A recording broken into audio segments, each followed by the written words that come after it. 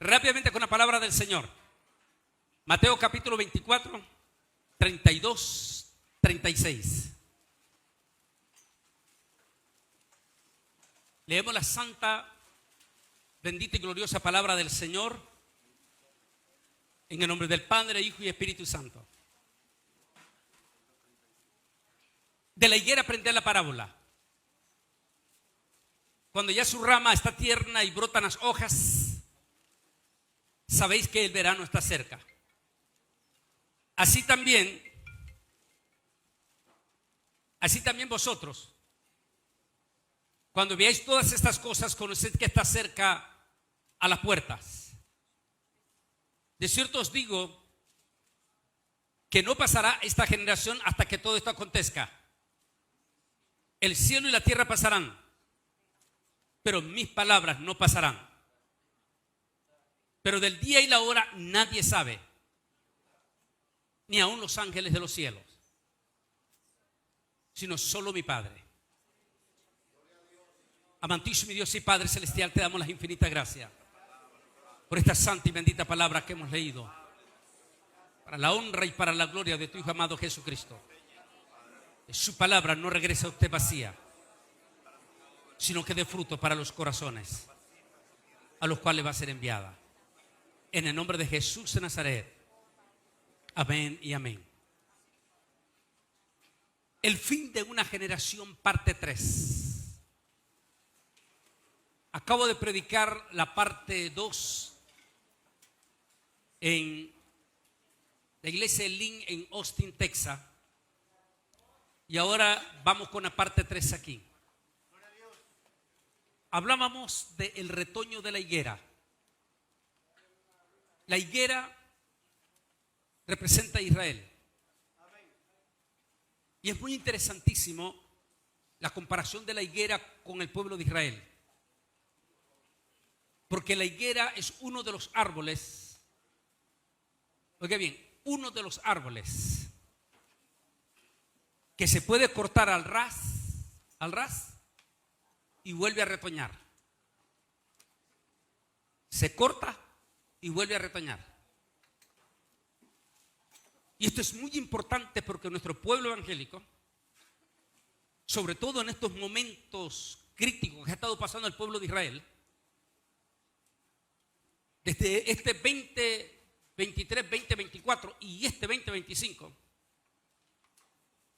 hay un espíritu antisionista y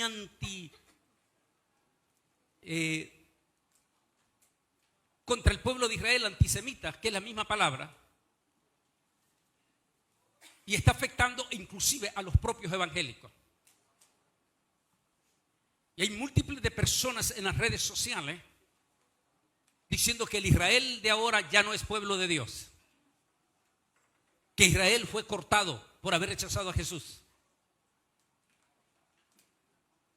Pero por supuesto se llevan una multitud de pasajes proféticos todavía desde el Antiguo Testamento como en el Nuevo Testamento. Y una de ellas es la propia palabra de Jesús, donde Jesús dijo que su pueblo sería esparcido entre todas las naciones del mundo hasta que el tiempo del fin. Eso quiere decir que Jesús no está dando por terminado a su pueblo, sino que está diciendo que para el tiempo del fin su pueblo será recogido. Y es cuando él usa la parábola de la higuera. Como dije, la higuera es el único árbol, uno de los únicos, puede ser que haya más, en Israel, que se corta y vuelve a retoñar. ¿Cuántas veces Israel ha sido lanzado fuera de su tierra? La primera sucedió con Egipto. Estuvieron 450 años fuera de su tierra. Y 450 años después, Dios lo volvió a recoger y volvió a retoñar la higuera. Después fue otra vez enviado al exilio, a Babilonia y a Persia.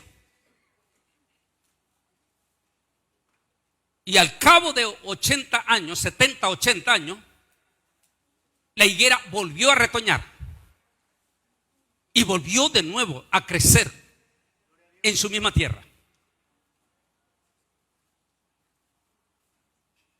En el año 135, 137, el pueblo de Israel fue otra vez desarraigado por tercera vez de su territorio. Este sería el exilio más grande de su historia. Casi 2000 años. En esos 2000 años es como que el reloj del fin del mundo se detuvo, como lo muestro en este libro. No pasó nada. No hubieron avances científicos. Anduvimos en burros y en caballos. Los avances científicos que sucedieron fueron, ¿cómo se dice? De gota en gota. Hasta que 2000 años después de la Segunda Guerra Mundial, un 14 de mayo de 1948, la higuera volvió a retoñar. Y en ese retoño, que pasaron 70 años, hasta el 14 de mayo de 2018, sucedió lo inexplicable para los enemigos dentro del cristianismo, que son enemigos, y que siempre me recuerda las palabras de 1996 en Israel, mi última vez que viví en Israel. Durante toda una semana, amigos rabinos ortodoxos, porque yo estaba viviendo en el barrio Meacharín, durante 7 días ellos me acompañaron un grupo a orar al muro de los lamentos en una forma de despedida, para despedirme de Israel. Nos íbamos caminando desde el barrio Meacharín, que son casi unos 2 kilómetros, hasta el Monte de los Olivos. Y nunca se me olvida uno de los rabinos que me dijo estas palabras, ya en ese momento de la bendición de mi despedida. Me decía: Antonio, si lo que tú nos has compartido de que Yeshua Nazareno es el verdadero Mesías, me dijo, entonces me dijo,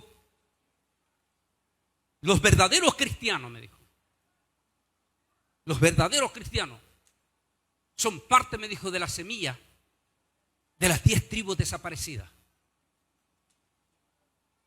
Humanamente no las podemos identificar, me dijo, pero el Altísimo sí sabe. Él conoce quién eres tú.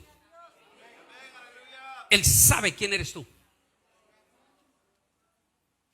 Es por eso que me gusta el canto de Oscar Medina, que dice: ser cristiano es algo más que levantar las manos y cantar. No es del que salta ni del que brinca. Como digo en un estudio que se llama La Marca de la Bestia, hablo: si tú no tienes el sello del Espíritu Santo, no te garantiza que eres salvo. No es que te garantiza, no eres salvo. Pablo dice que el que no tiene el sello del Espíritu Santo no es del Señor. Eso quiere decir que puede saltar, brincar y hacer de todo. Pero recuerde que el día del gran juicio dice que el Señor vendrá personalidades grandototototas, como este señor de origen hondureño que tiene 24 guardaespaldas. Dice que le dirán al Señor: Señor, en tu nombre, y en tu nombre, y en tu nombre, y en tu nombre, y en tu nombre, y en tu nombre. ¿Y cuál fue la divina respuesta? Apartaos de mí, hacedores de maldad. Nunca los conocí. ¿Qué quiere decir nunca los conocí? Nunca tuvo el sello del Espíritu Santo. Pero hizo milagro. Echó fuera demonios. Y salieron los demonios. Sin embargo, nunca tuvieron el sello del Espíritu Santo. Por eso me impactó cuando el rabino me dijo: aunque esa semilla humanamente nadie la puede identificar, me dijo, el verdadero Mesías sí puede identificar esa semilla. Entonces me dijo él: si los cristianos, si Yeshua Nazareno, me dijo, es el Mesías, el verdadero Mesías, como tú nos estás mostrando, Entonces los cristianos verdaderos, me dijo, son la semilla de las 10 tribus perdidas. Y es la forma en que el Señor está recogiendo esa semilla. Pero lo que más me va a impactar es cuando Él me dijo: acuérdate, mi hijo, así me trataba Él. Posiblemente Él ya no vive en este momento, fue 96. Me dijo: acuérdate una cosa, mi hijo. Cada vez que te encuentres con alguien, ya sea pastor como tú le llamas, me dijo, y te mire con odio, tenle miedo, me dijo. No es de la semilla bendita, es de la semilla maldita, me dijo. Es de la semilla de Caín. 2, me dijo, cada vez que encuentres a un cristiano que no siente amor por Israel y que siente rechazo por los judíos, tenle miedo, me dijo. No es de la semilla bendita, es de la semilla maldita. Porque la semilla de Abel, me dijo, se contrae con la semilla de Abel. Es decir, si tú eres descendiente de Abel y te encuentras con otro descendiente de Abel, se van a contactar. Pero si tú eres de la semilla de Caín y te encuentras con la de Abel, va a haber rechazo. Interesante. Porque estamos viendo por la crisis que está pasando Israel de cristianos y escritores en las redes sociales, abiertamente metiendo veneno entre los evangélicos para que ya no oren por Israel. Que Israel ya no es el pueblo de Dios. Entonces, si no es el pueblo de Dios, ¿cómo es que después de 2000 años regresan a su territorio? Esa tierra que era muerta e infértil vuelve a dar vida. El desierto vuelve a florecer, como dijo Ezequiel. Los huesos secos volvieron a recibir vida.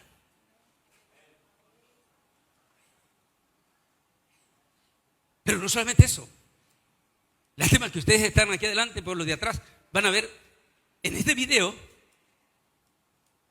muestra todo lo que ha pasado en solo 70 años.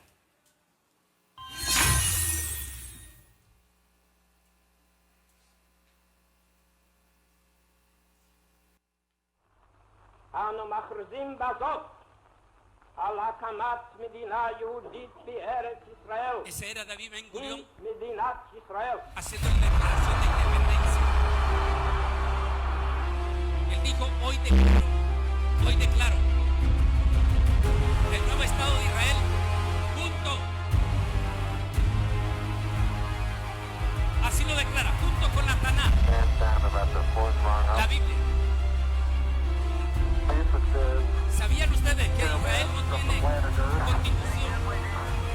Que la constitución es la Biblia. Es el único país en el mundo cuya constitución es la Biblia.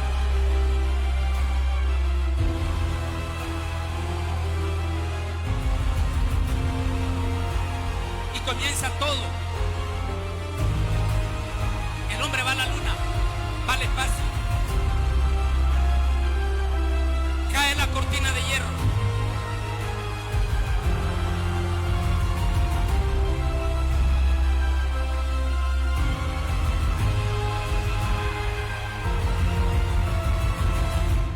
Y el anciano de rostro fiero colorida para celebrar el 70 aniversario de la fundación llega de al Israel poder. en Oriente Próximo.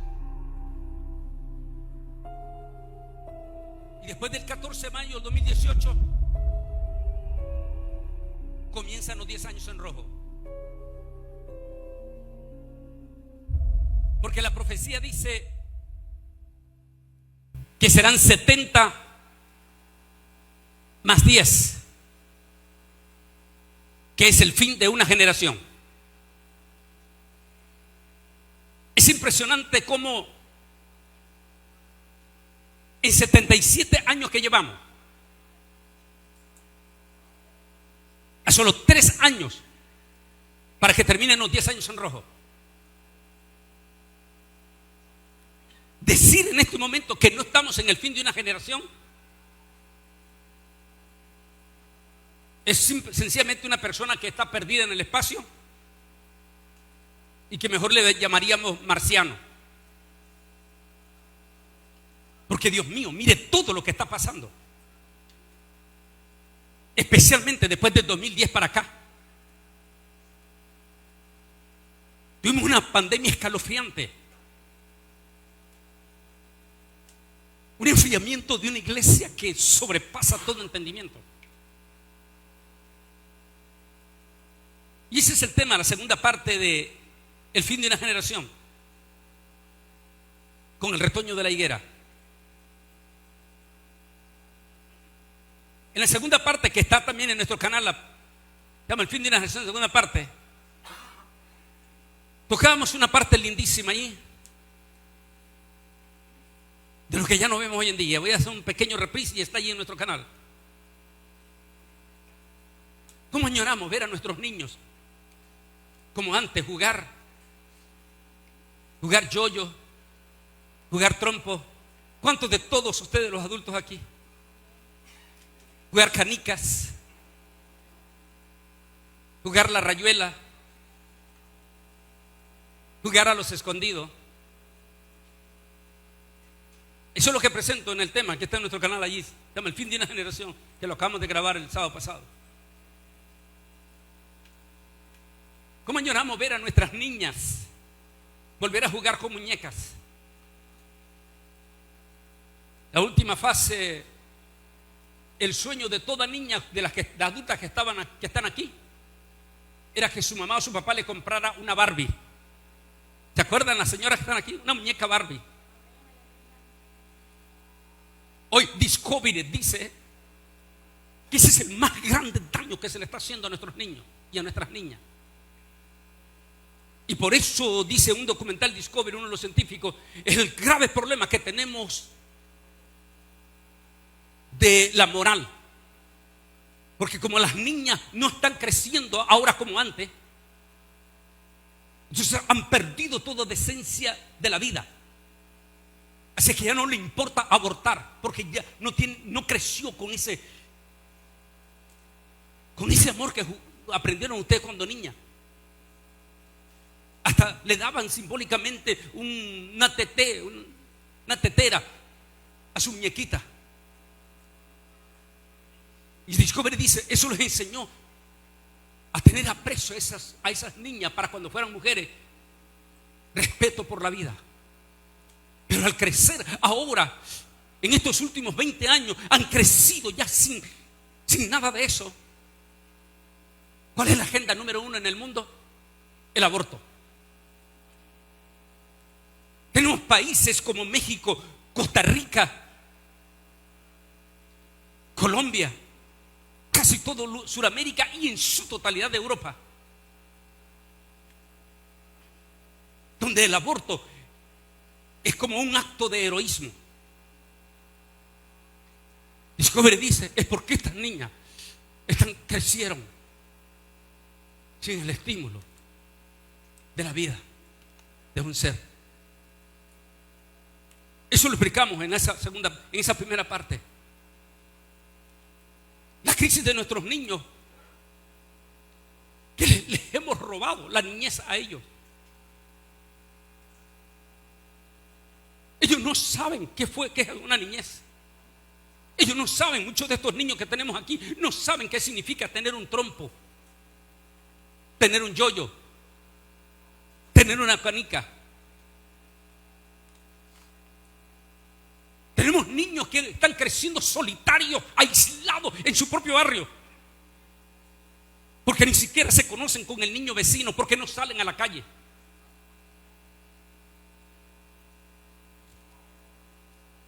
Por favor, recomiendo ver esa primera parte. Eso es en cuanto a lo general. Pero ahora hablemos la tercera parte, pero en relación a nuestra iglesia. A esa iglesia que resurge de los 50.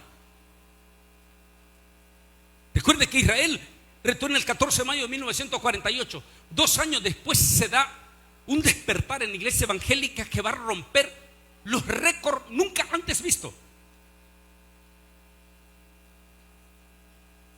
donde la nación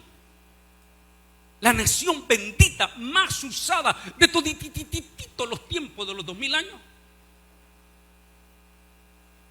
se va a llamar Estados Unidos de América. Esta preciosa nación es la nación que va a producir como ningún otro continente misioneros, pero miles de misioneros que se levantan desde los 50 para acá.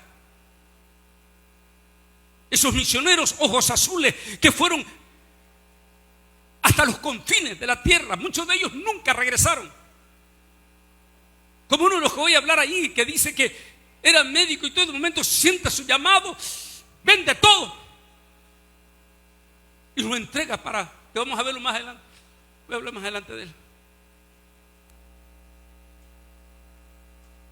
Acabo de estar en Sonora, México. Sonora, toda esa parte que tuve, en esa parte que tuve allí, hay pueblos enteros, pero cantidad de pueblos enteros allí en esa parte de Sonora, donde prácticamente el cristianismo domina ahí.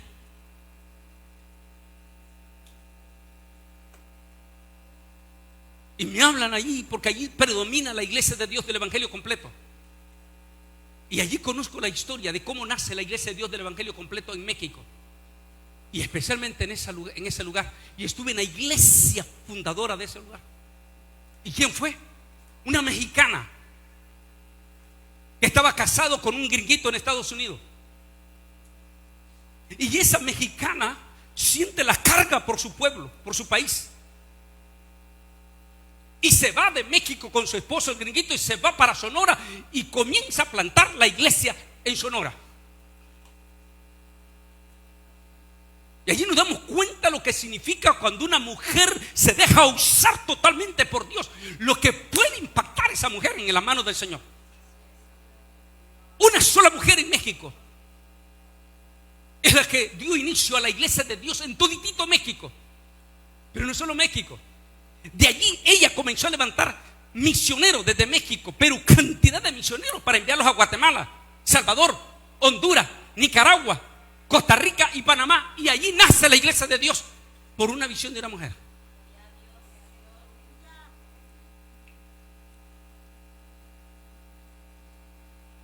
La iglesia empieza a multiplicarse de una manera extraordinaria. Nunca olvido, antes del 2000 estaba en Monterrey. Me encontré con una gringuita, güerita, ojos azules, como le dicen los mexicanos, güerita. Y allí esa güerita hablaba perfecto español. Ministré esa tarde en esa iglesia allí en Monterrey. Y me dijo ella, usted me ve con ojos azules, me dijo. Usted me ve güera, me dijo. Para usted yo soy gringuita, me dijo. Pero mi corazón es mexicano, me dijo. Y me dijo, era una jovencita de 22 años. En una iglesia allí en uno de los estados de aquí del Middle East. Y ese domingo en la escuela dominical dijo, en el culto principal, el pastor dijo que quería misioneros para irse a México. Y el pastor dijo, deben de saber que los que se van a anotar para misioneros irse a México, deben de saber que posiblemente nunca regresarán. Y dijo, yo levanté mi mano. Tenía 22 años, me dijo.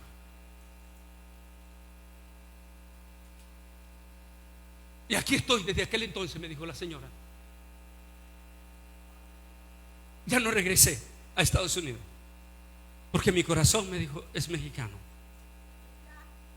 Dios me ha permitido levantar múltiples de iglesias aquí en México. Esta es la nación que produjo miles de misioneros como ningún otro. Y todo esto sucede después del retorno de Israel a su territorio. Esta es la iglesia que vamos a recordar nosotros y que añoramos en este momento. La añoramos. Hoy se han cumplido 77 años, que fue este pasado mayo. Y es contundente el impactante cambio en la iglesia. Nuestras iglesias eran consideradas lugares de profundo respeto y adoración a Dios. Quiero hablar con los adultos, los que son de edad de los, digamos, de los 70 para acá, porque ya es difícil hallar a alguien de los 50 todavía ya. Los que nos convertimos en los 80 y los que empezamos a ir a una iglesia, mirábamos el tremendo respeto que se tenía cuando se iba a la iglesia. A los niños se les enseñaba a tener un respeto grandísimo por el Señor en la iglesia. Dios libre que alguien se levantara y se saliera abruptamente en plena predicación. Era considerado como una ofensa profunda a Dios. En cambio hoy es normal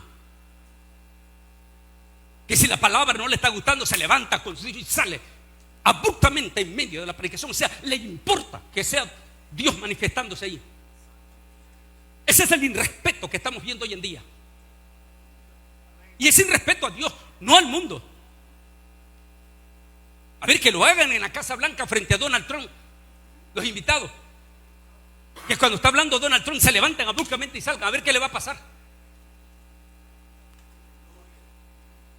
Automáticamente Donald Trump no lo vuelve a invitar y lo corre y manda a la policía que nunca lo dejen acercarse más ahí.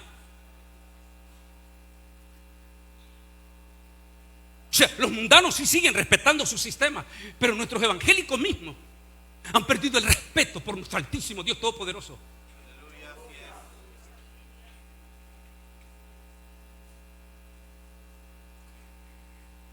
Era normal. Yo tengo recuerdos de mis comienzos de esa iglesia en Honduras, en el oriente del Salvador, en Nicaragua, en Costa Rica. Eran evangélicos sencillos, humildes, pero Dios mío, la inmensa mayoría se sabía la Biblia casi de memoria. Para estos evangélicos, ir al culto significaba que cada vez, porque eran los 7 días de la semana, cada día que iba al culto se llevaba un texto de la Biblia de memoria para pasarlo a decir adelante.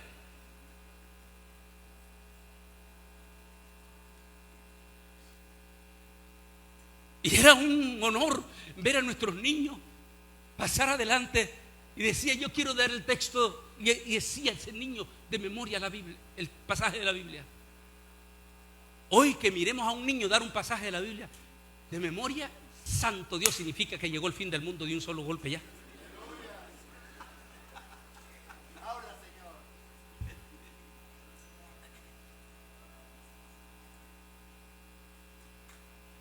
Recitar textos de memoria en los cultos era una costumbre especial, y Jesús era considerado como el único digno de adoración. No había idolatría en los evangélicos. Para los evangélicos, el que era digno de toda adoración y de toda admiración se llamaba Jesús. Pero hoy multitud de evangélicos ya no es Jesús, sino es el tipo que anda con un montón de guardaespaldas, intocable.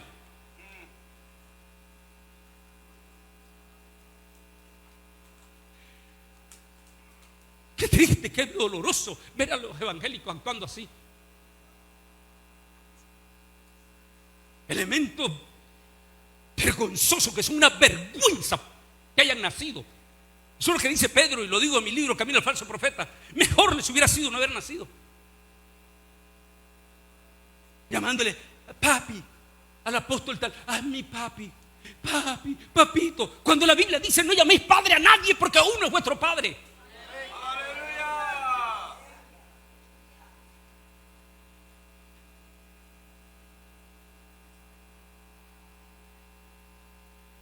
Esa época preciosa y linda, que algunos de los adultos la logramos agarrar allá en México, en Guatemala, en El Salvador, en Honduras, en Nicaragua, en Costa Rica, en Sudamérica. Los de en medio pueden ver esa imagen momentos más bellos, más lindos eran esos. Cómo la gente adoraba a Dios, pero de una manera ordenada. No estaban cayéndose y revolcándose. Eso no existía. La gente adoraba, nuestras jovencitas adoraban, lloraban y hasta danzaban sin tropezar con nadie y con los ojos cerrados. Eran manifestaciones genuinas del Espíritu Santo. ¿Cómo añoramos ver esas manifestaciones genuinas hoy en día en estas mega iglesias?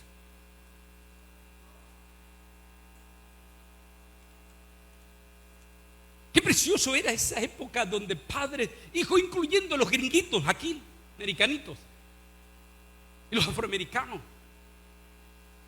era un honor para ellos ir el domingo. Sobre todo, a mí yo logré ver una colita todavía en los 90, 95, cuando llegué aquí a Estados Unidos.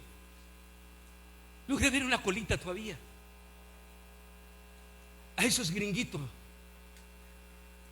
Ir con toda su familia, con sus niños y todo, y alababan a Dios en el corazón. Hoy, que venga la mamá, el papá y sus hijos es como algo anticuado. La mamá viene solitaria a la iglesia. El papá viene solitario. Ya no traen a sus hijos. Ya no traen a sus hijas. Sus jovencitos están eternamente perdidos afuera. Y lo peor de todo es que esa mamá ni siquiera siente punzadas en el corazón de que si su hijo se muere o su hija se muere, ya no lo volverá a ver.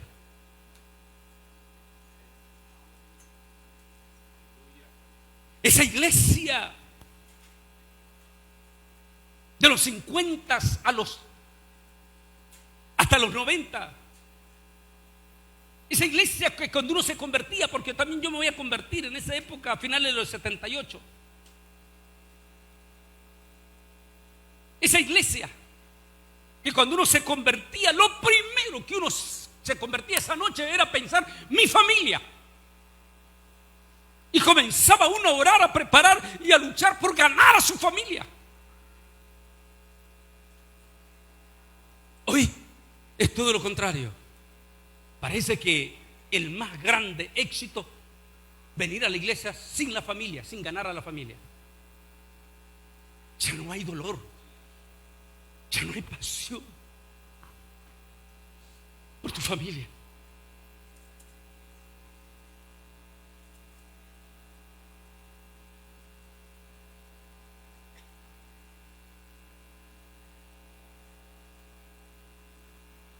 ¿Cómo lloramos hombres como el que voy a describir? No tenemos otro, ya no otra vez, esos grandes hombres. El doctor T.L. Osborne. Aquí se da un testimonio que sale en la misma red, en la misma página. El primer milagro que Dios usó a ese hombre. Él, su esposa, que lo apoyó 100%. Un día en la iglesia fue desafiado por el mensaje de su pastor, aquel gringuito. Se desafió y se fue a la casa y clamó de corazón a corazón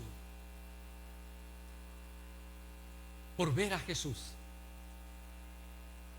Y en su testimonio dice que esa noche Jesús se le apareció y tuvo una experiencia extraordinaria, dice.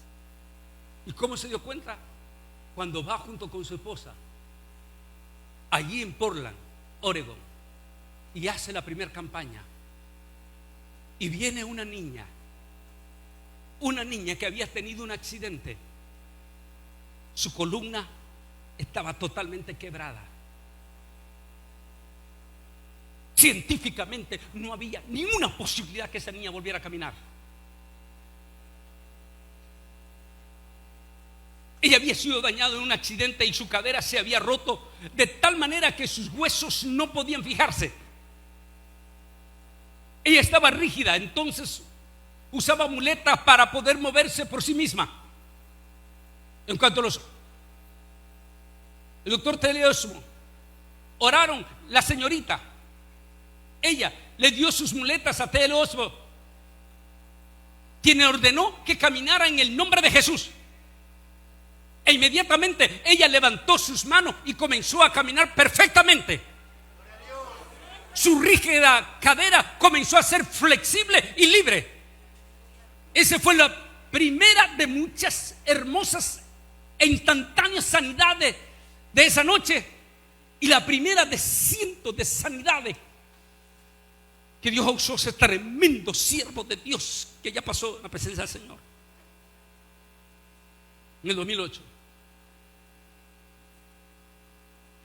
Recuerdo en Ámsterdam, Holanda, salimos de la clase a tomar un café con uno de pastores y estudiantes también, como su servidor de teología, pero holandés, y de ahí de Ámsterdam. Y estaba con él tomando el café allí y me dijo: mira esta plaza aquí, me dijo, ahí en Ámsterdam. Mira, me dijo, Antonio, estamos allá afuera porque los europeos acostumbran tomar el café en las sillas de afuera. Dice: mira esa plaza, me dijo Antonio. Yo, me dijo, con mis propios ojos estuve en la campaña de Teleosmo. Eran más de 50,000 personas en esta plaza, me dijo. Y yo estaba en esta esquina, me dijo, allí en esa esquina, me la señala.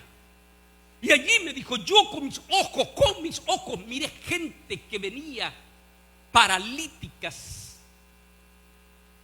en camas. ¿Cómo se llaman estas camas? Camas de rueda, camillas. Y dijo, y cuando Teleosmo comenzó a predicar, con mis ojos, Antonio, me dijo él, empecé a ver cómo aquellos paralíticos empezaban a levantarse de las camillas y empezaban a saltar y a brincar.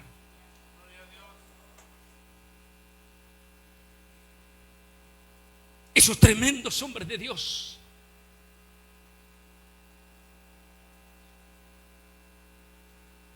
¿Cómo añoramos un Billy Graham? Su especialidad no fueron los milagros. Hay un estudio que tengo en mis redes sociales que se llama Las 10 Vírgenes. Y en él estoy diciendo que lo que le falta a los bautistas le sobra a los pentecostales, y lo que le falta a los pentecostales le sobra a los bautistas. Pero a la vez digo, porque la pasión de los bautistas es el estudio de la palabra. Los bautistas son apasionados, pero apasionados por el estudio de la palabra. Pero desgraciadamente no creen en el mover del Espíritu Santo. Pero en el estudio de las 10 vírgenes digo que cuando un bautista es tocado por el poder del Espíritu Santo, se combinan las dos cosas. Y un bautista bajo el poder del Espíritu Santo puede incendiar. Y si no, pregúntenle al fundador de la ELIN del Salvador. ¿Cómo se llamó? El fundador de la iglesia ELIN del Salvador. ¿Alguien me puede decir aquí en voz alta quién fue? Solórzano. ¿Quién era Solórzano? Un guatemalteco bautista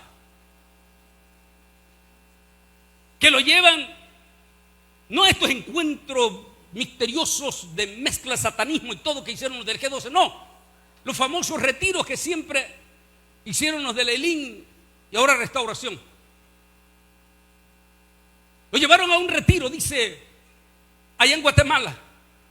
Era un bautista y fue con el amiguito de la iglesia ELIN de Guatemala. Fue a ese retiro y en ese retiro me dijo Sergio Solórzano, recibí el toque del Espíritu Santo. Y mire lo que Dios hizo con ese hombre. Dios levantó la iglesia en El Salvador, que hizo historia en todo el continente.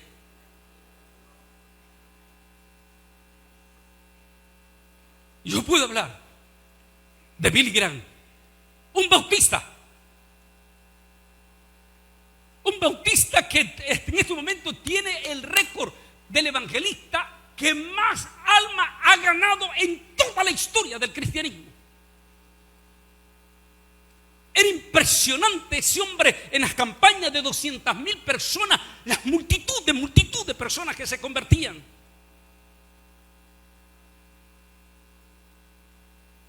Yo conozco a Daniel Hernández Jr. y conocí a su padre, que hasta con el Señor, que fue el intérprete en todos los eventos de Billy Graham, en los eventos de América en el habla hispana. Y su hijo Rubén Hernández, que vive en Dallas, me dijo, algunas veces me tocó a mí, Antonio, ser intérprete de Billy Graham. Y me dice Daniel, su mensaje era sencillo, sencillísimo. Pero cuando ese hombre terminaba de predicar, eran multitudes que pasaban llorando a recibir a Jesús. Tuve el privilegio en Holanda como estudiante de tener tuvimos en una de las cátedras a Billy Graham. Allí estábamos nosotros, los muchachitos jovencitos en aquel entonces, con la boca abierta cuando ese tremendo hombre nos dio aquella clase. ¿Y sabe qué es lo que nos habló? De los que ahora los encopetados, de los que se consideran la última Coca-Cola del desierto, dicen que no hay que hablar de la venida de Cristo porque ese es solo para los ignorantes. O sea que Billy Graham era un ignorante.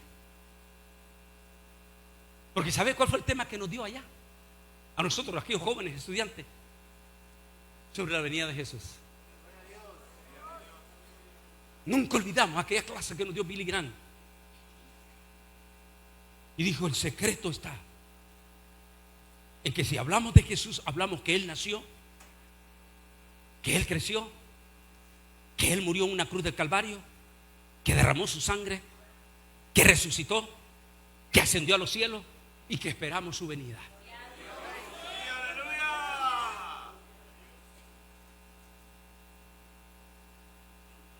¿Cómo añoramos a Jimmy Swaggart allá en los 80, en los 90? Y nuestras oraciones en este momento, porque nos unimos con su familia, con sus hijos, con sus nietos, que él está muy delicadito de salud en este momento. Ese Jimmy Swaggart, ese hombre, tuve el privilegio de verlo en el Estadio Nacional de Costa Rica. Éramos jovencitos, ahí estábamos todos los muchachitos jóvenes, predicadores de aquel entonces. Aquel mensaje sencillo de Jimmy Swaggart. Y el mensaje de él también era: Cristo viene. Cuando ese hombre terminaba de predicar, eran multitudes de multitudes de multitudes. Yo lo vi allá en Costa Rica, recibiendo a Jesús. Al siguiente día todos nosotros estábamos así, los jóvenes ministros, en la cátedra de Jimmy Swaggart. ¿Y sabe qué? Nadie tuvimos que pagar $1,000 por ir a ver a la conferencia en la mañana de Billy Graham. Porque ahora, si quieres ir a escuchar al ídolo de Guatemala, tienes que pagar $1,000.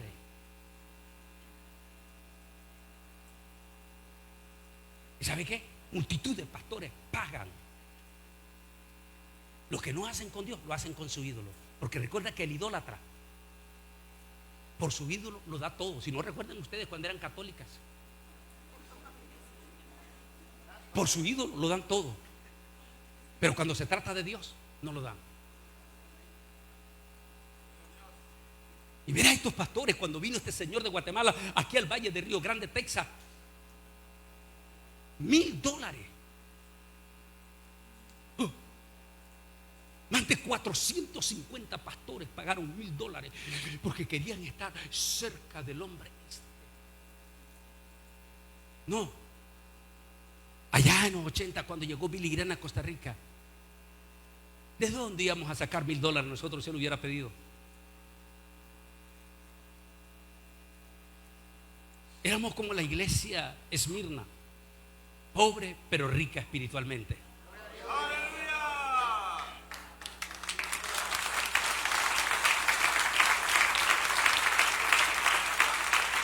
Y ahí llegamos a escuchar a este siervazo de Dios. ¿Cómo lloramos a un Jimmy Swaggart? Y el ícono de nosotros los latinos. Este hombre que era un atleta. Ese atleta fue tocado por Dios en Puerto Rico.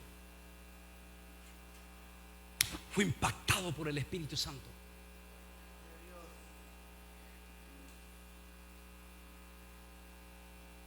Estoy hablando de Gigi Ávila. Dios lo usó a tal magnitud que hasta hoy en día la ciencia no puede explicar la ciencia. ¿Cómo es que personas de hasta 600 libras aquí en Long Island, en la última campaña que vino, y aquí está, ha venido cuando yo he estado aquí, el pastor José Luis Sáenz, me dijo: Bolaini, yo estuve en la tarima. Yo vi cuando subieron aquellos 6 personas de sobrepeso a la tarima. Yo, me dijo José Luis Sáenz, el de aquí de Long Island, presidente de pastores. Bolaini me dijo: yo con mis ojos vi cuando Gigi comenzó a orar y los pantalones se le caían a aquellos señores de un solo golpe. No puede explicar la ciencia hoy en día esos milagros. No lo puede explicar. No. Allí no hay actores como lo que lleva este hombre de Guatemala, que lleva grandes actores a sus eventos, a los estadios, y la pobre gente está llorando creyendo que ese paralítico se levantó cuando porque de allí en adelante nunca más lo vuelve a ver, porque es un actor. Y recuerda que uno de los mandamientos de Dios, que en el judaísmo se le respeta muchísimo, dice: no tomarás el nombre de tu Dios. ¿Qué quiere decir eso? No hagas creer lo que no es, que te metes en grandísimos problemas con el Altísimo.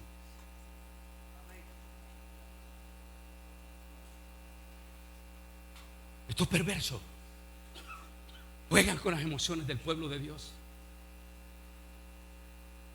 Dios mío, lo que le espera el día que se muera. Pone una Biblia y pasan aquellos 2 actores que, pobrecito, el día que se vayan a morir, eso también.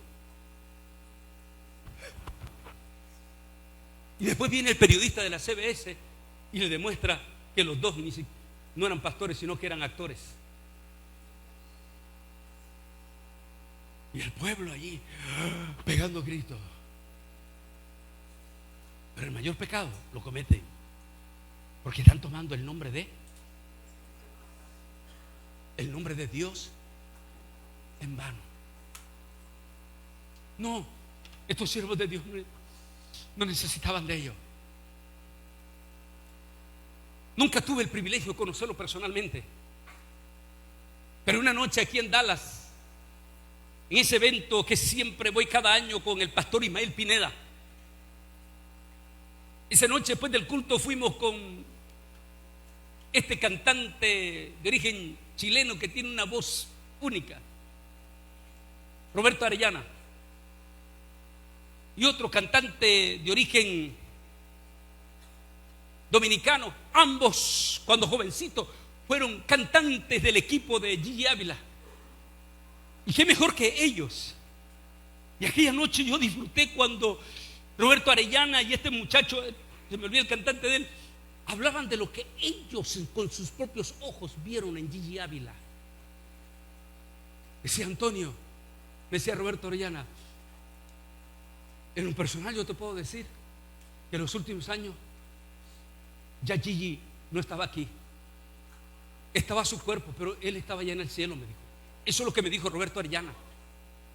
Gigi ya no estaba aquí, me dijo. Él estaba en el cielo. Y era un hombre sencillísimo, me dice Roberto Arellana. Todo el mundo se acercaba, lo abrazaba.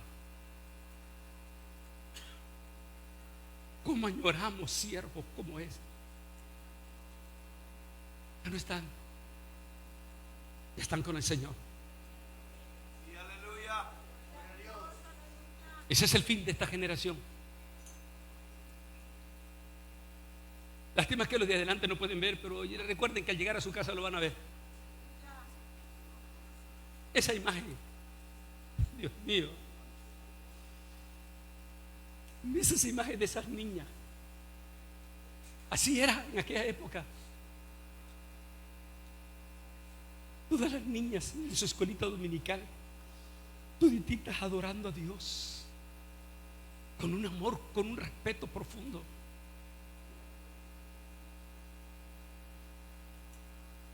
Pero como ve el otro lado de la imagen, hoy en día el panorama es todo lo contrario.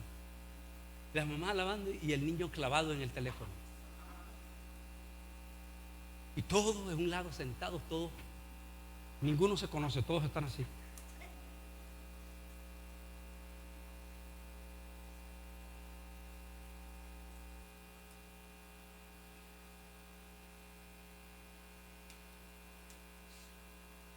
En lugar de aquellas iglesias santas, puras, preciosas. Y que Dios bendiga el ministerio del pastor Luis Pérez, el ministerio del pastor Nelson Martínez, Guatemala, el ministerio de César Flores en Los Ángeles, el ministerio de Miguelito Sarabia en Austin, Texas, y algunas otras iglesias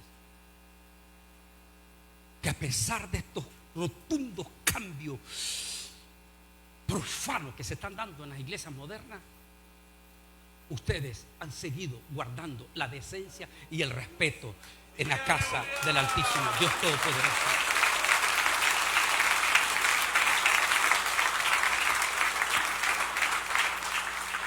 Los llamarán anticuados. Posiblemente se burlarán de ustedes, de las hermanas, a todas aquí, porque se sientan a otro lado, porque andan con velo. Posiblemente se burlen. Pero ¿qué importa que se burlen si ustedes no quieren agradar a ellos? Si no,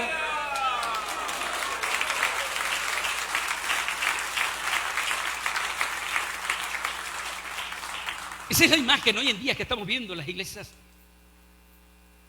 modernas, exitosas, grandísimas, salones impresionantes. Y el orgullo de tener como este hombre de origen argentino,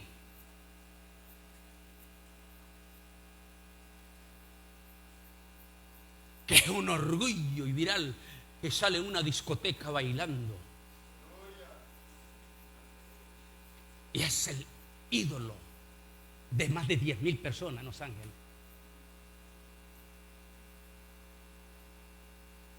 Esa es la iglesia que estamos viviendo. ¿Se va a ir esa iglesia con Cristo? Nos pueden llamar de que estamos juzgando. Bueno, pero recuerde una cosa, que el árbol se conoce por sus frutos. No puede dar el árbol malo buenos frutos, ni el árbol bueno dar malos frutos. Eso no es juzgar. La palabra de Dios dice que sin santidad nadie verá al Señor. El hermano del Señor llamado Jacobo en su Biblia, Santiago, que es seguro ahorita estos tipos, si estuviera viviendo Santiago, Dios mío, ya me imagino cómo lo van a despedazar en las redes sociales. Porque Santiago o Jacobo en la Biblia dijo: oh almas adúlteras, ¿no sabéis que la amistad con el mundo es la amistad contra Dios? Cualquiera pues que quiera ser amigo del mundo se constituye en enemigo de Dios. Pero ahora parece que el peor sacrilegio es querernos parecer a Jesús. Ahora el mayor orgullo es que entre más nos parezcamos a los mundanos, más famosos somos. Y no dudo, Satán está listo a premiar a todos los que le quieren seguir su bando. Pero no olvide que el reino de Satanás tiene su fin, mas el reino de nuestro Dios no tiene fin, es por siempre y para siempre.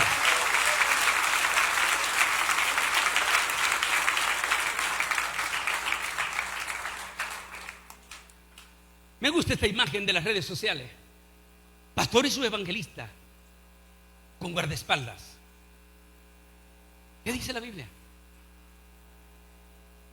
Esa multitud, no olvidémonos de los evangélicos. Pastores,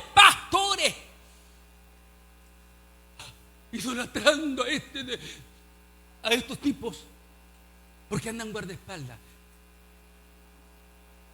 Desgracia que tengan el título de pastores, porque por las actitudes que están dando quiere decir que nunca han leído la Biblia, porque se les olvida que Jesús es el personaje más extraordinariamente humilde que jamás imaginó usted. Tanto que las multitudes lo atocaban. Dijo Pedro: ¿no ves que todo el mundo te toca y te aprieta? No, tremendo hombre. Yo lo conocí hace poco, no quiero dar mayores detalles porque lo crucifican al pobre. Es cantante. Me dice: bueno, yo conocí a ese hombre, que no le digo el nombre porque nuestra comunidad hondureña también lo idolatra. Ese hombre, le dije al hondureño, dijo: yo lo conocí cuando él no era nadie,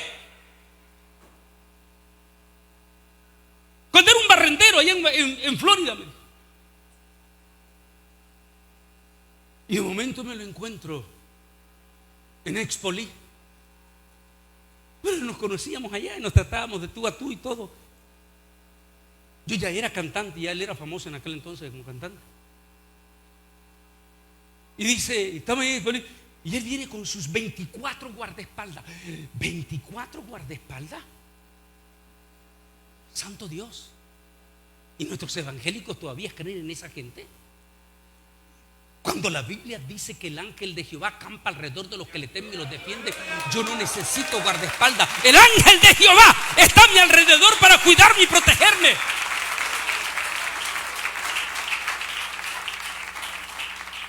Y dice que, oye bien, dice que van pasando allí, y pues lo conocía de ahí todo, y le pone la mano así.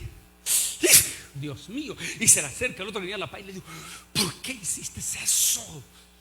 Le digo: ¿por qué? 24 guardaespaldas te hubieran quebrado. No puedes tocarlo a él sin permiso. Y entonces, cuando él lo tocó, el tipo se volteó y dijo: ¿sabes qué? Se volteó y ni siquiera me dijo hola. Yo así. Pero es que nunca han leído los evangélicos la Biblia. ¿Se da cuenta? La iglesia de los 50 hasta los 90, esa iglesia que se aprendía la Biblia de memoria. ¿Cuál es la crisis que está pasando ahora? Porque no están leyendo la Biblia. Están igualitos que los católicos. Lo que dice el cura, el bla bla bla bla bla bla bla, y que la Virgen se le apareció y que está llorando aquí y que está en la cáscara del banano y que está allá, y salen corriendo a adorar la cáscara. Porque no están leyendo la Biblia.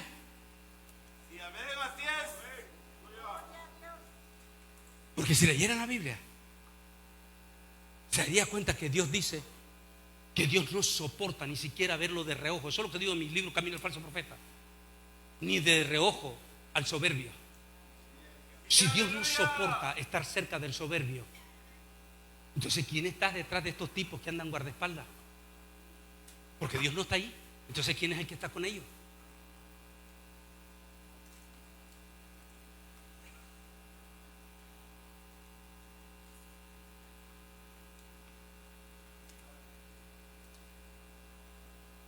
Como fue en los días de Noé, así será también en los días del Hijo del Hombre. Comían, bebían, se casaban y se daban en casamiento. Al día en que entró Noé en el arca y vino el diluvio y los destruyó a todos. Lucas 17, 26, 27. ¿Estaban esperando el fin del mundo en los días de Noé? Díganme la verdad, todos ustedes aquí. Díganme la verdad, de corazón a corazón, díganme. ¿Estaban esperando toditita la gente el fin del mundo, o sea, el diluvio? No. A pesar de que estaban viendo las evidencias. Estaban viendo una gigantesca, pero una gigantesca arca. Y no solo eso. Estaban viendo el impacto climático, que hoy lo están viendo en vivo y ni reacción. ¿Cuál es el impacto climático? La multitud de animalitos de todas las especies dejando sus hábitats naturales, viajando hasta más de 1000 kilómetros desde allá del Ártico para bajar hasta allí donde es hoy en día esa parte de Turquía.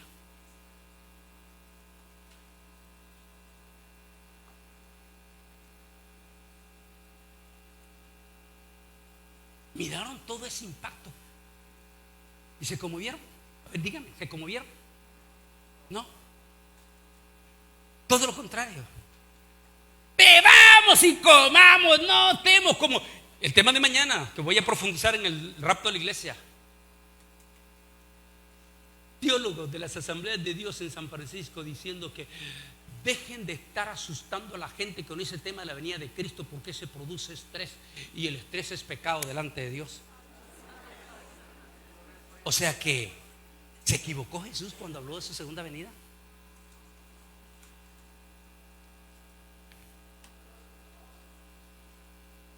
Como en los días de Noé.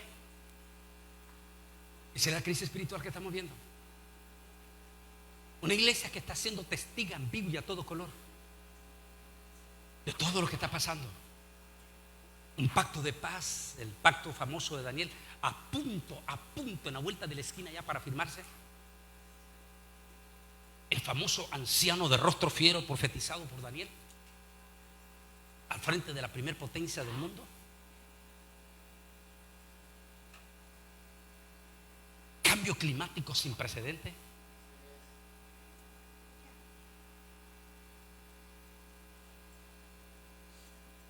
Y ni aún así, la iglesia, olvídese del mundo. Estamos hablando de la iglesia. Más bien están diciendo, de acuerdo a lo que están enseñando, que es pecado montarse en el arca entonces. Porque si es pecado hablar de la venida de Cristo, es como lo mismo. Hablar de la venida de Cristo es decir que nos montamos en el arca para irnos con el rey. Eso es lo que estamos hablando. Asimismo como sucedió en los días de Lot, cuando comían, bebían, compraban, vendían, plantaban, edificaban. El día en que Lot salió de Sodoma, llovió del cielo fuego y azufre y los destruyó a todos. Así será también el día en que el Hijo del Hombre se manifieste. Lucas 17, 28, 30. ¿Qué es lo que pasó en la generación de Sodoma? Depravación moral. Los principios morales se perdieron. La misma iglesia está viviendo esa crisis. La misma iglesia. Tenemos concilios en Estados Unidos que legalizan pastores homosexuales.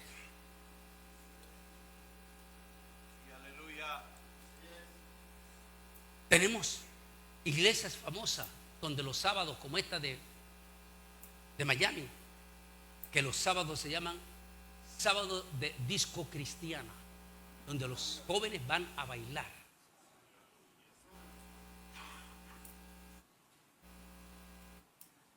No hablemos de la depravación del mundo, no, ya eso sabemos cómo es. Hablemos de la crisis moral de la iglesia.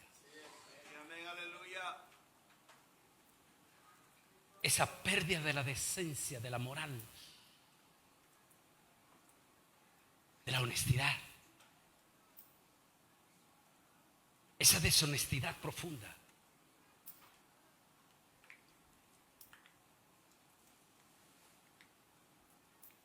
Se han vuelto muchísimos como la serpiente que le muerde la mano a quien le da de comer.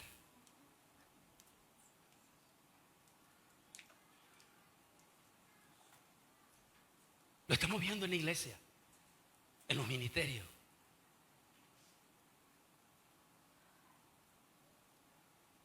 Aquí mismo ustedes, su pastor Luis lo sabe en carne propia.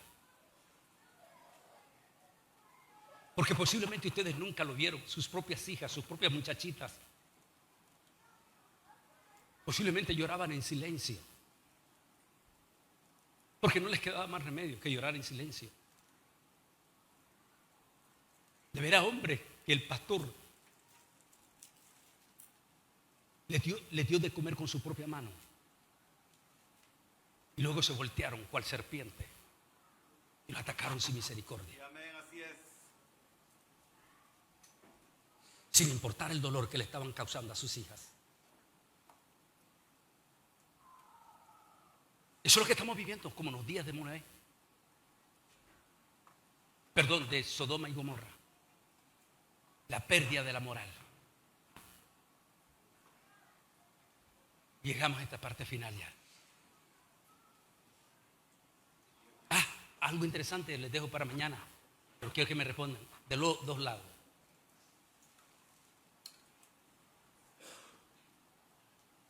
¿Sabían ustedes que toditita la gente que se salvó de Noé se salvó a la mitad de la gran tribulación?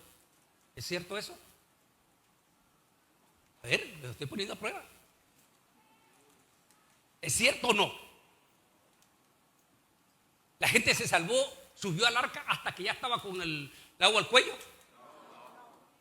¿Cuándo subió al arca los 8 que se salvaron? Antes de. Por lo que vamos a hablar mañana. La otra. Lot y sus hijas salieron cuando ya estaba a la mitad quemado todo. ¿No?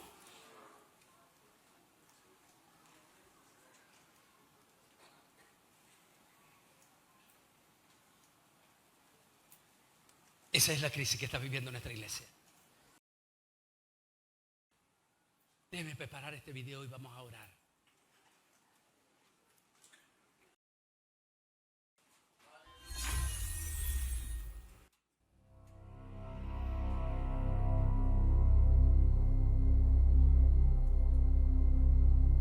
Pero tú, Daniel, cierra las palabras y sella el libro hasta el tiempo del fin. Muchos correrán de aquí. El coronavirus avanza. En cuestión de horas, los casos se multiplican en Estados Unidos. 49 de los 50 estados del país. La nueva realidad. La vida de los estadounidenses se trastoca por la pandemia. Los niños no irán a la escuela. Algunos empleados tendrán que trabajar desde casa. El país entero se adapta a vivir con el coronavirus. Le pido de nuevo a todos los neoyorquinos tomar precauciones. Muertes masivas. Entre 100.000 y 200.000 personas podrían morir por el COVID-19 en los Estados Unidos. Ante la pandemia, España limita los desplazamientos de sus ciudadanos, cierra comercios y moviliza al ejército. Contagios de COVID-19 y la nueva variante Omicron. Se confirmara el primer caso de Omicron en los Estados Unidos. Mucho más fácil de pegarse a los receptores de las células de las vías respiratorias.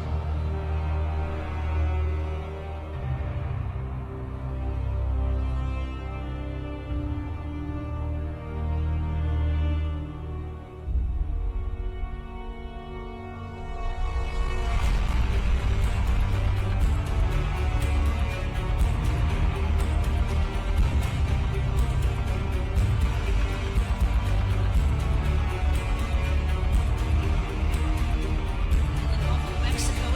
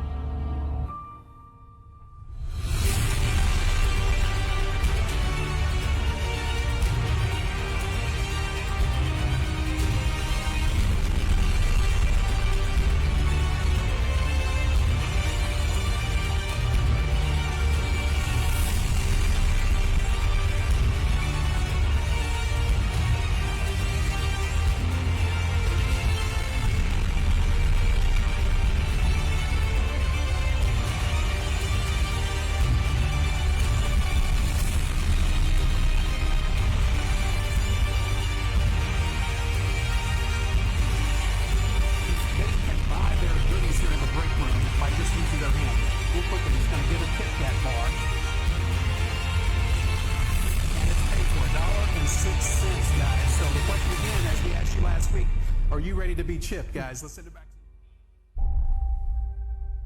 Luchamos para tener un total y absoluto control total de la humanidad, tanto de lo religioso, tanto de lo comercial, lo militar. Solo ante Jesús. No me voy a arrodillar ante ese virus. Si me voy a arrodillar va a ser única y exclusivamente a Jesús de Nazaret. A Él sea la honra, la gloria por los siglos de los siglos, pero nunca voy a caer de rodillas ante un... Puede bajarle el volumen. ¿Por qué? Porque tenemos que aparecer esas palabras de promesa de Jesús. Y aquí yo estaré con ustedes todos los días. Así es. Cuando Esta dice joven todos los días, significa hasta el día del arrebatamiento. está viendo este estudio O el día en que En tenga que YouTube. pasar a su presencia. y de momento desaparece. ¿Por qué? Porque Dios no es hombre para que mienta, ni hijo de hombre para que se arrepienta. Y la Biblia se cae. Hoy más que nunca. Y este año, Dios mío, si hay un año que se está sintiendo, pero entre las mismas venas,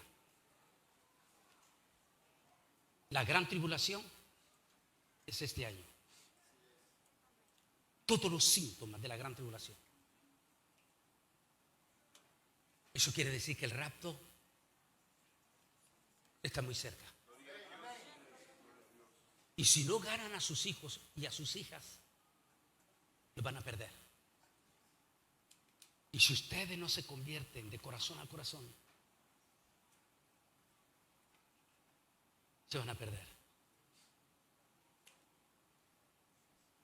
Más que nunca necesitamos poner un corazón sensible. Le voy a pedir a todos que inclinen su rostro. A todos.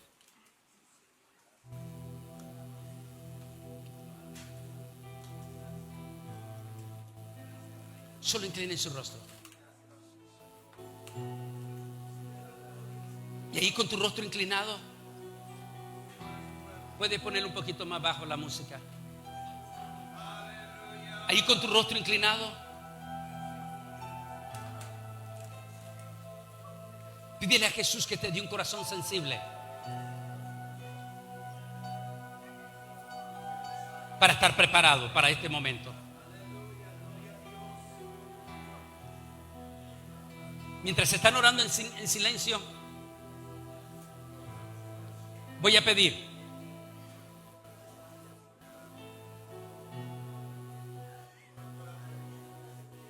que si hay una persona en esta noche aquí, ya sea joven, hombre o mujer, adulto, hombre o mujer, que todavía no es salvo, pero que quisiera pedir perdón esta noche, le voy a pedir a esa persona, allí donde está en su banca, hombre o mujer, que solo repita después de mí en silencio esta oración de perdón y de salvación, en la cual vas a estar invitando a Jesús a tu corazón. A ver, repita conmigo, solo los que no son salvos. Digan así: Señor Jesús, dígalo. En este momento, yo te recibo, diga esa palabra, como mi Señor y el Salvador de mi vida. Y diga esta palabra, joven, hombre, mujer, señor, hombre, mujer, diga: acepto en este momento el perdón de todos mis pecados por medio de tu sangre preciosa que fue derramada en la cruz del Calvario. Ahora, solo los que están pidiendo perdón, repitan en silencio 3 veces esta palabra. Digan así: te amo, Jesús. Te amo, Jesús. Te amo, Jesús. Mientras están orando en silencio, yo quiero hacer una oración especial, pero muy especial. Y quiero depositar en los brazos de mi Señor Jesús la vida de cualquier persona que en este momento acaba de pedir perdón. Para poderlos bendecir, voy a pedir que todo aquel que repitió la oración y pidió perdón, solo levánteme su manito derecha como señal allí en su banca, hombre o mujer. Solo los que repitieron la oración, solo los que pidieron perdón. Hombre o mujer que pidieron perdón, que invitaron a Jesús a su corazón.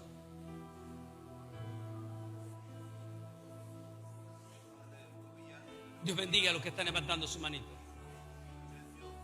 Ahora voy a pedir a toda la iglesia se ponga de pie, sí, toda la iglesia.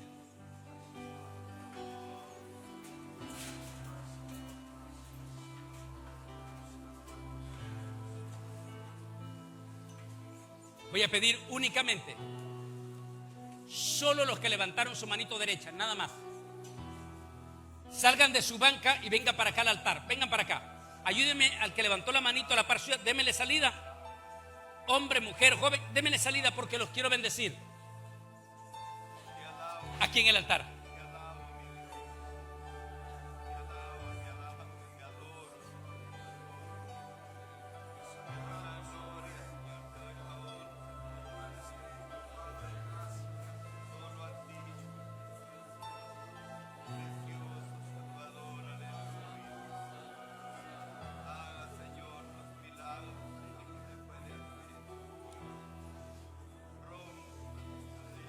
Si hay algún hermano, hermana que se ha enfriado, que no ha vuelto ni a los grupos familiares ni a la iglesia, pero que quisiera sacudirse del polvo del anticristo esta noche, salga de su banca en señal de restauración y venga al altar. Cualquiera que sea enfriado, hombre o mujer, ¿quieres sacudirte del polvo del anticristo? Sal de tu banca en señal de restauración.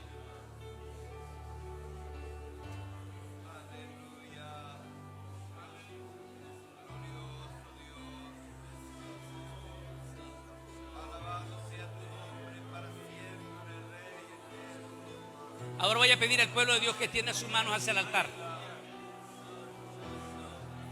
Amantísimo mi Dios y Padre Celestial, en el santo bendito nombre que es sobre todo nombre, en el precioso nombre de tu Hijo amado Jesucristo, te pido una bendición especial, pero muy especial, por estas almas que han venido al altar. Son suyas, mi Señor, porque usted las compró en la cruz del Calvario. Y por eso esta noche, Señor, te pedimos que usted los declare libre de toda maldición, de todo pecado y de todo reclamo que Satán quiera hacer de sus vidas. Porque por tu sangre preciosa derramada en la cruz del Calvario, ellos son salvos esta noche. En el nombre de Jesús.